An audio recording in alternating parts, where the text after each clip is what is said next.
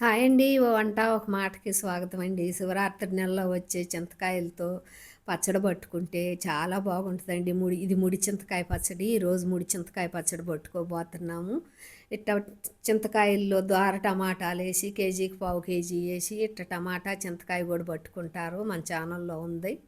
ఈరోజు నేను ముడి చింతకాయ పచ్చడి పట్టుకోబోతున్నాను. దీనికి ఒక అర కేజీ కాయలు తీసుకున్నాను. మంచి కాయలు శివరాత్రి నెలలో అయితే మంచి కాయలు వస్తాయి. జనవరి ఆఖరి నుంచి వస్తుంటాయి. కాయలు మంచి కాయలు తీసుకొని ఈ కాయలు శుభ్రంగా కడిగి ఒక గంట ఆరబెట్టుకుని చివరి కాడలు కట్ చేసుకుని సగానికి ఎరగదీస్తే ఏండ్లు కూడా వస్తాయి. రేపు మనం తొక్కుని విత్తనాలు ఏరుకునేప్పుడు ఏండ్లు ఏరుకోవటం చాలా ఈజీగా ఉంటుంది. అందుకని ఇప్పుడే కాయ సగానికి ఎరగదీసి పక్కల నుండి ఏండ్ల కూడా లాగేస్తే పచ్చడి చాలా బాగుంటుంది. విత్తనాలు ఈనలో ఏరుకోవటం కూడా చాలా ఈజీగా ఉంటుంది. దీనికి నేను ఒక అర కేజీ కాయలు తీసుకుని ఇరగదీసి ఈనలు తీసుకున్నాను.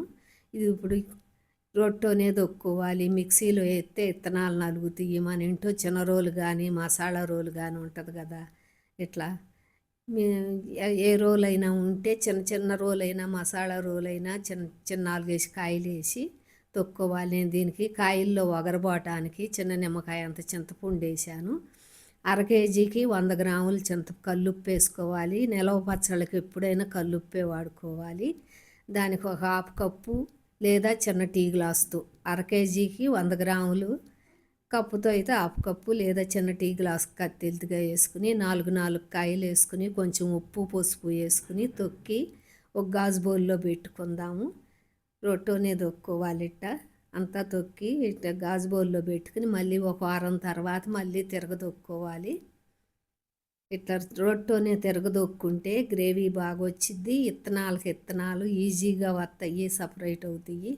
విత్తనాలు ఈనలో ఏరుకోవటం కూడా తేలిగ్గా ఉంటుంది. ఇట్ట తొక్కోవాలి. మళ్ళీ ఇట్ట తొక్కున్నప్పుడు పచ్చడి గ్రేవీ లాగా వచ్చేసిద్ది. మీరు మళ్ళీ ఇంకోసారి విత్తనాలు ఏరుకున్నాక తొక్కి గాచేసాలో అయినా పెట్టుకోవచ్చు, లేదంటే మిక్సీలో ఒక తిప్పుకునైనా గాచేసాలో పెట్టుకోవచ్చు. ఇప్పుడు ప్లేట్లోకి తీసుకుని విత్తనాలు ఈనలు ఏరుకుందాము.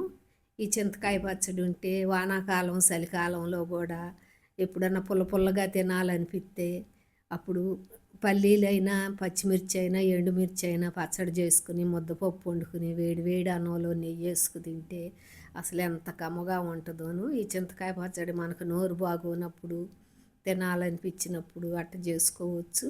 ఇది 2 సంవత్సరాలైనా ఉంటుంది. చింతకాయ పచ్చడి ఫ్రిడ్జ్లో పెట్టుకుంటే 2 సంవత్సరాలైనా అట్టాగే ఉంటుంది. విత్తనాలు ఏనలు ఇట్ట శుభ్రంగా ఏరుకున్నాం కదా, అది అట్ట ఏరుకోవాలి. ఎందుకంటే మనకు ముందలే ఏనలు కొన్ని తీసేసుకున్నాం కాబట్టి. ఇప్పుడు దీన్ని ఒక స్పూన్ మెంతిపొడి వేసుకుందాం. దీనిలో అవి విత్తనాలు చూడండి, విత్తనాలు ఏనలు అట్ట తీసుకోవటం చాలా ఈజీ అయ్యిద్ది. రెండోసారి తిరగదొక్కుని ఏరుకుంటే ఈ చింతకాయ పచ్చడి ఉంటే అప్పుడప్పుడు నోటికి రుచిగా తినొచ్చు. ఒక స్పూన్ మెంతిపొడి వేసుకుని ఇప్పుడు దీన్ని ఒక లైట్గా ఒక తిప్పుకుందాం. లేదంటే రోడ్తోనే మళ్ళీ ఇంకోసారి తొక్కుని గాచేసాలో పెట్టుకుందాము. ఇదేనండి చింతకాయ పచ్చడి.